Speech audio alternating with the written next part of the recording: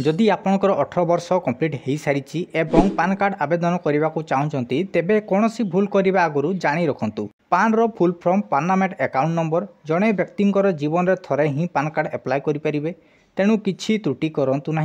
PAN card apply करने 3टी site रही: income tax department, NSDL एवं UTTSL।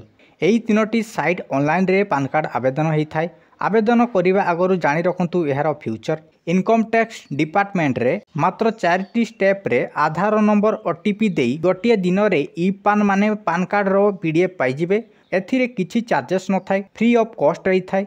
किछि लोक चाहती इनकम टैक्स रो फिजिकल पान कार्ड केबे आसीबो। मन रखंतु एथिरे फिजिकल पान कार्ड मिले नाही। अधिकांश लोक यहाकू PVC कार्ड रे प्रिंट कर रखंती। एथिरे सिग्नेचर स्टिकर किछि न थाए, जहा द्वारा ओरिजिनल बोली केही मानती नाही। एथिरे केवल पान रो नंबर द्वारा जहा किछि करि परिबे। आधार जेउ फोटोटी थिबो ताहा एठारे रहिबो। NSDL एवं UTTSL एही दुईटी साइट रो एका प्रोसेस रहिछि। एथिरे मध्य आधार बेस हेई थाए।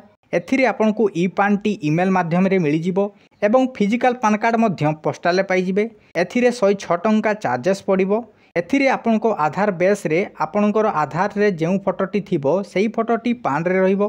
एही परी NSDL एवं UTTSL रो स्टिकर रहिबो। थारे आपनकर सिग्नेचर रहिबो नाही। जेउथिरे आपण केबे भी ऑनलाइन ले बैंक ओपन लोन पाई अप्लाई करूछंती, वीडियो KYC करिवा पाई पड़े।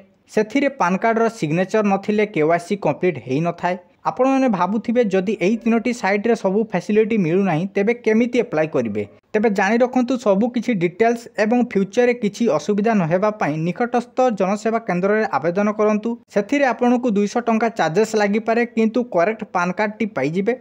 जदि आपनकु सेही 3टी साइट रो फ्यूचर भलो लागि थाए सेथिरु मध्य अप्लाई करि परिबे।